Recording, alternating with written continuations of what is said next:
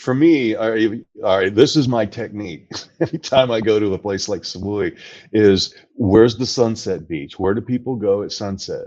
Go there at sunset, and you will end up in a conversation with somebody. That's just how it is.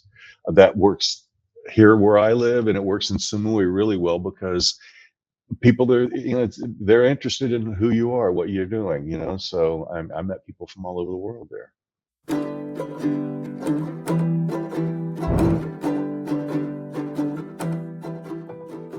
Hi, everyone. Welcome back to another Overseas Living Unlimited webinar. I'm Sophia. I'm the editorial director at Live and Invest Overseas. And today we have with us back on the line again, Bart Walters, who is a longtime Thailand expat. Bart, it's great to have you back on the line. Thanks for being here today. Hey, Sophia, thanks for having me. So Bart introduced us to Koh Samui, which is a place he describes as cartoonishly tropical paradise. And with sand, sun, seafood, and boatloads of Thai charm, in Bart's words, Koh Samui, which is Thailand's second largest island, is hard to beat as a place to spend a vacation or perhaps a honeymoon.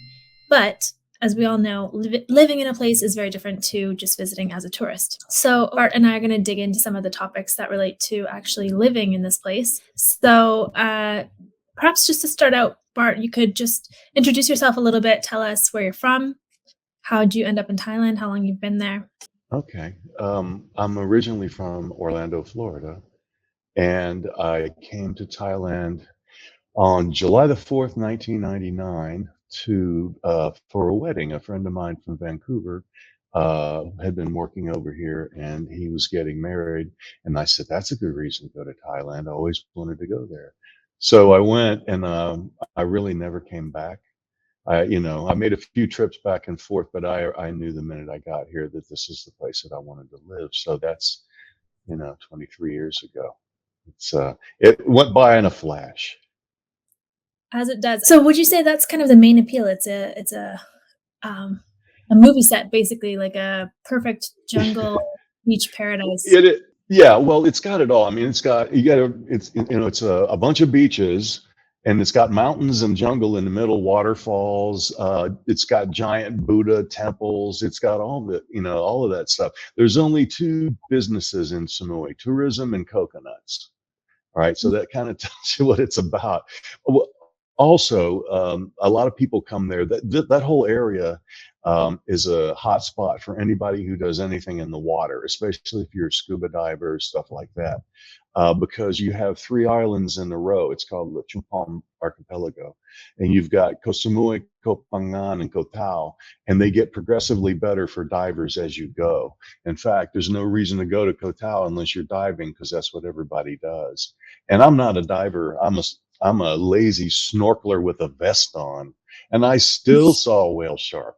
So, Wow. yeah, it's just a wonder, especially if you don't come from a tropical place. It's got to seem surreal to you. But the other part that makes Samui cool is, we talked about the idea of the vacation is fine, but could you live there? And once you get to know the island a little bit, you go, I'd absolutely live over there. That's cool. And you meet people who do live there, and you can see yourself living their lifestyle. So that's the other part, is it's a livable island, whereas I'd say a low percentage of islands that you go to are like that. They got island problems in Samui, don't get me wrong, but it's just there's it's pretty big, so there's a lot of things to do and a lot of places to live. We got a question from Joan asking about what the weather is like during the year, how often it rains. Okay. Is there a rainy and dry season? Yeah, there's like 3 seasons in Samui.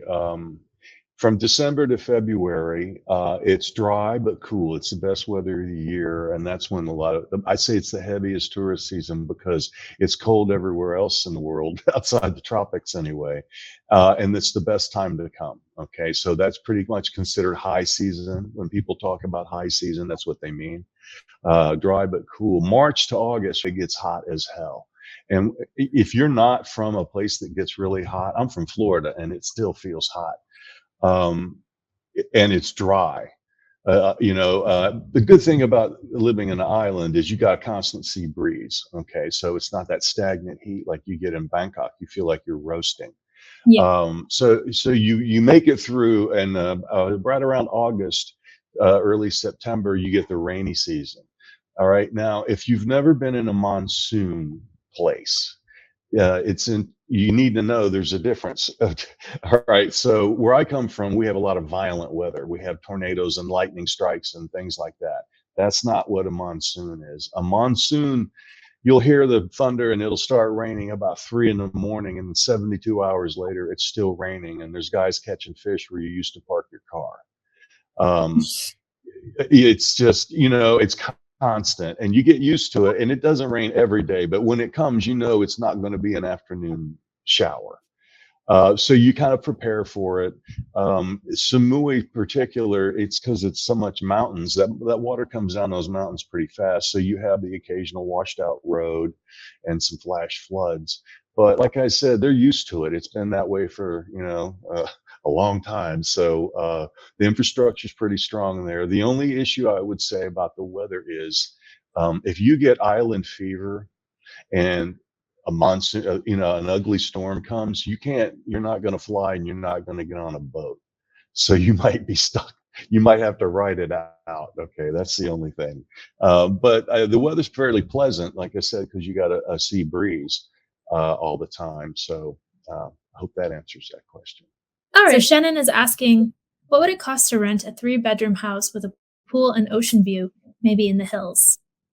Okay, this question has a couple of answers, but it depends on which part of the island you are on. Okay. Um, for example, well, we're going to rule out Shawang Beach because that's the big double-decker tourist bus. Shawang Beach is where there's a Hooters and there's a Hooters and a Hard Rock Cafe and a KFC. You don't want any of that. So if we rule that out, you could get, if you want in the north part of the island, which is really nice, kind of laid back and funky, you could probably get a 3-2 with a pool for, I want to say, 35,000 baht a month, which is around $1,000. All right. However, if you go to Talignam on the west coast, which is kind of, you got to drive 15, 20 minutes to get to a grocery store, but it's just spectacular. And it's a very rocky coast with jungles and monkeys and all of that. You could get my friend in the magazine, I interviewed her, Nikki Noodles. She's an English lady. She's got a big 3-bedroom, 3-bath with the pool and 3 dogs, and she grows her own papayas in the yard. She pays about 25,000 baht a month, which is less than $1,000. If you go all the way around down to the southeast coast to Lamai, it's all over the place. Depends on how close you want to be to the beach. But again, 20 to 30,000 baht a month. You want to be up in the hills like in Boput. About that, I would say for US dollars, I would say between $750 and $1,000 a month would get you a really nice place there. Sounds great. I'd love to get a comparison just off the cuff of, the top retirement spot in the United States, which I'm assuming somewhere in Florida, and what the rent look like for something comparable. Yeah, it would be probably a third of what it would cost in the US. So what's the expat community like? You said that there is a proper community. It's not just... There's about, I'd say, probably about 8,000 to 10,000 expats that live on the island. The majority, again, it kind of mirrors the rest of Thailand. I'd say 10% or maybe 10% are Americans, and that includes Canadians. Mostly in Samui, it's Europeans, some Australians, a lot of English. It's a good combination, but not that many Americans. The demographics are, I would say, decidedly younger than they are in other tourist retirement places. Like where I live in Pattaya, I'd say the average age range is in the early to mid 60s, whereas Samui, there's a whole lot more people in their 40s, couples living there. But it's a really cool mix because I was going to this one resort, and it's a beach bar, but you would see a group going out on paddle boards, and the age range is from like 19 to 83. all doing things together. And I feel like the younger group that lives there keeps the older group young in some ways. And the whole island it's a lot of yoga hippie going on in this part of the of the islands. And the smaller the island, the more yoga hippie it is. But Koh Samui's got a lot of yoga resorts and retreats and wellness and all of that. And a lot of people that are older come there for that. And then you have the younger group together with them encouraging that. And so it's an interesting mix of people. More interesting than you'll find in Phuket, I think. And I just and friendly people too. That's what's interesting. It's a lot, they're not always friendly expats, but in Samui, everybody seems to be on the same wavelength. And each community, each beach community, a lot of people, if you live in Lamai, you never go out of Lamai. You got grocery stores and schools and gyms. Why do I need to go anywhere else? I got a beautiful beach. And so you end up living in your little community, and it's like Mayberry by the sea. Hmm, sounds pretty nice. So it also sounds like it's easy to meet people so long as you're okay with socializing with people that are not exactly your demographic as well. Sure. I mean, for me, all right, this is my technique. Anytime I go to a place like Samui, is where's the sunset beach? Where do people go at sunset? Go there at sunset, and you will end up in a conversation with somebody. That's just how it is. That works here where I live, and it works in Samui really well because people are, they're interested in who you are, what you're doing, So I met people from all over the world there. That's a great tip, and not one that I've heard of. People are always asking, "What's the best way to meet people?" When Just you go down to rock the beach at sunset. Yeah. All right. What about learning the language? So I've heard that Thai is possible as an expat to pick up at least a bit of it. What's your take on that? And is it necessary? Yeah, well, all right. Is it necessary in a tourist area like Koh Samui? It is not. Okay, you could get by just knowing how to count to 10, maybe.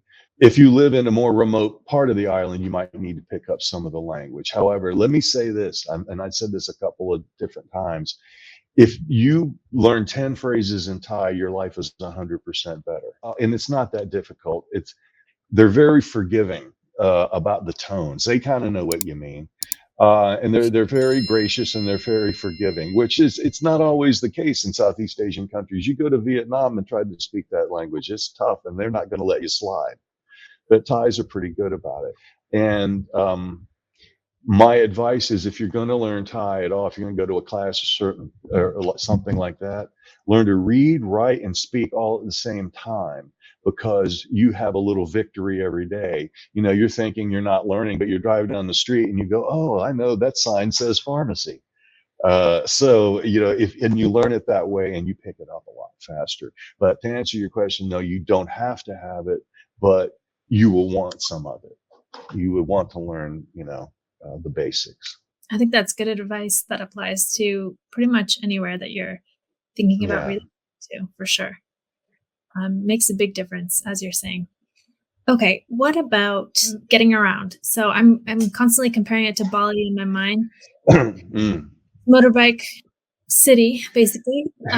Yeah. Well, here's the one, I think, in the article that I wrote, the feature I gave it, I called it the coconut index. Up to 5 coconuts and they only get 2 coconuts for transportation on Samui, and here's why. The ride sharing apps they're there, but they're not very good. We have our own version of Uber, which is called Grab. And it's great where I live and in Bangkok, but it's just not happening in Samui yet. Taxis, there are taxis there, but they can be quite expensive. All right. Motorbike, everybody rides a motorbike. All right. Everybody rents a motorbike. They're cheap. You get going, However, with that said, Thailand ranks second in traffic mortality rates in the world, second only to like Libya or some crazy thing like that. A lot of motorbike. If you are 60 something years old like me and you've never ridden a motorbike, Koh Samui, Thailand is not the place to learn. Okay, you're not going to have any training wheels on that thing. I would say you can rent a car, What I rent is a little Suzuki Jeep. It's perfect. It's 600 baht a day. Doesn't use much gas, and it can climb straight up. So there's a lot of options, but you do need a vehicle to get around here. You cannot. There's Songtaos, which are these bot bus, which is like an open air kind of a bus thing, but those only run on Shawang Beach Road, and they just go up and down. And that's just for tourists. There are no tuk-tuks or anything like that. There are motorbike taxis. That's how I get around in Samui a lot also. Jump on the back of one of those, they take you there. But what people end up doing is renting a car or buying a car. You can bring it over on the ferry. And also, when I was there the last time, I had a taxi that took me from the airport. You get his number, suddenly you get a much better rate. So transportation, you have to kind of work it out yourself. But it's only 52 kilometers around the island. It's not like you're going to run yourself ragged. But rent a car, get a car or a motorbike if you're comfortable on them. Okay, great advice. Just on the subject of costs, Shannon asked, how much would the Suzuki be for long-term rental, and where would you go to buy a car? I think the Suzuki's referring to your Jeep, or is that? Yeah, it's a little Jeep. Yeah, Okay. it's called a Samurai, I think it's called a Samurai. They're ubiquitous down in the islands, right? And so I rent it for like 600 baht a day, but that's the day rate, all right? I could probably get that thing for under 10,000 baht. I could get it for 8,000 baht a month. And just drive it. And you can buy one; they're cheap. You need to drive the hell out of it. But you can buy cars here. Now, here's something that to put in your brain if you end up coming here and you want to buy a car. You see, the car of choice here is a pickup truck. They have gorgeous pickup trucks, and they're these, Toyota, Ford, Chevy, all these cool pickup trucks.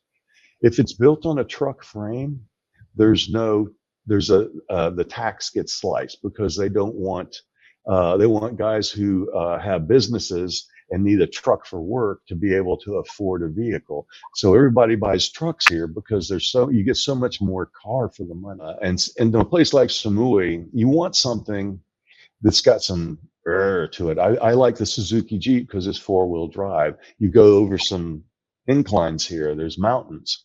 You want something that's good in the rain, but cars here are really reasonable, and on the aftermarket, they hold their value pretty well. But you can buy cars here pretty cheap. But you should be able to rent you could rent a decent car for under 10,000 baht a month. That's where you can try out your negotiation tactics or your bartering skills. Yeah, sure.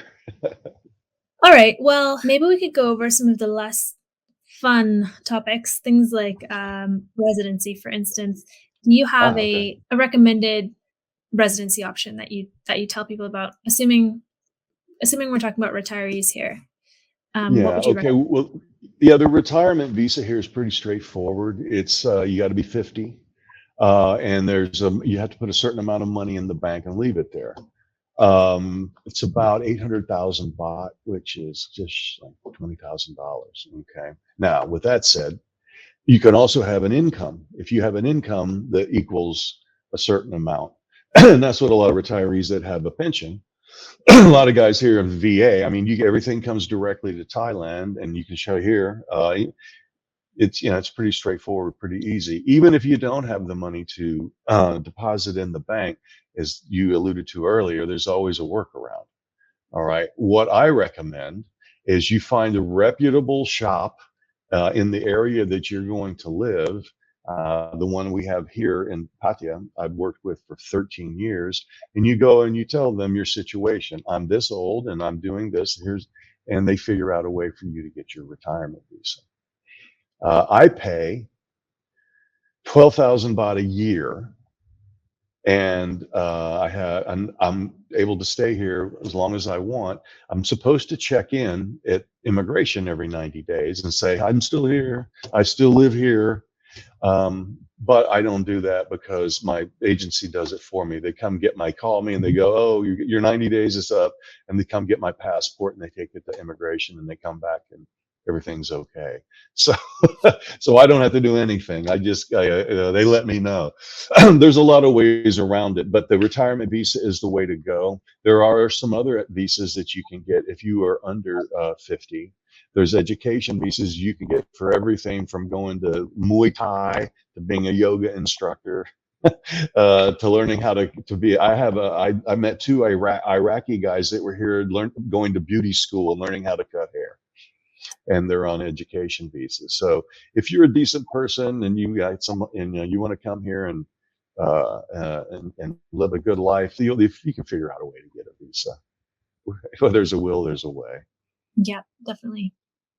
That's a really good point. What about, so since it's an island, obviously it means more logistics and getting things to and from Samui. So what about the healthcare? Is that a concern if someone is thinking about moving there but they have a condition or Okay. some sort of? Well, I have two things to say. First of all, there's four, I think four private hospitals on the island, and that doesn't include the government hospitals. All right, and they're all pretty good. Bangkok Hospital Pattaya is a nice hospital. There's two or three that are really good. All the healthcare here I consider to be at least as good as in the U.S., if not better. I just had a hip replacement here, and so I can tell you about that firsthand. But the healthcare there is good. They have great medevac if they need to get you out of there on a helicopter. They've got all of that. On the other side of it, and the healthcare is great. However, if you are a person with a chronic health condition, where you're not able, it's a little bit rougher. When I say rougher living, you're going to walk more in Samui. You might find yourself on the back of a motorbike. It's less air conditioned. Okay. Whenever I go to the island and I'm there for 3 or 4 days, I feel a little beat up because I'm used to, going from air conditioned house to an air conditioned car to, where you're there and it's, you end up getting scratched up and moving around a lot more. You know what I mean? It's just a little bit more of say harder life, but a little closer to the bone, I would say. You're more active and you're outside more. So if you're a person with a really serious chronic health condition, you might want to, look past Samui because you're going to be out there. If you're wanting to live a healthier lifestyle and be in the fitness and hiking and paddleboarding and stuff like that, it's great. But in case you get hurt, the hospitals are great. So that's not an issue. That's good to know. And I like what you're saying too about it does take a shift in mentality when you move to a place that's a bit more remote or out there. You're kind of bushwhacking it a little bit. Yeah, But well, you end up into situations that you're not used to. So you're going to get sunburned. You're going to walk more than you usually do. It's just it's a different life. Yeah, you'll lose weight. You'll like it. I was going to ask what the main downsides are, and maybe you've already covered it with what you just said.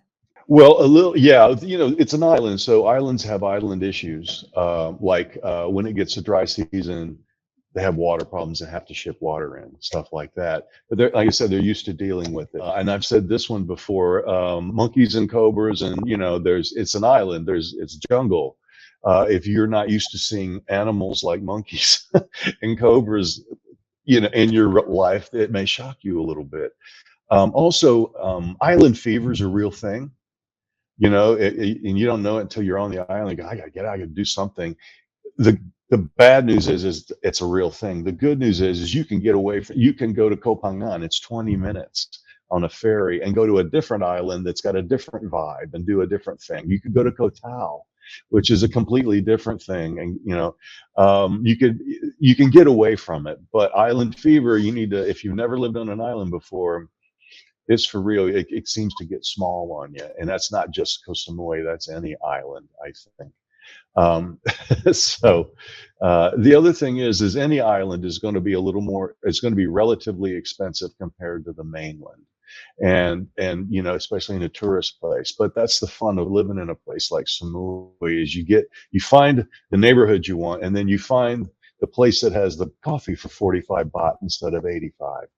And you end up equalizing it all yourself. So it's a good place to live. No place is perfect, but it's okay. All right, Bart. Well, thank you so much for joining us once again. I'm sure you'll be back on the line at some point in the future. And thank you to everyone who came out to listen. No worries, Sophia. Always good to see you. See you guys there. Come to Thailand. Thanks, Bart. Bye, everyone.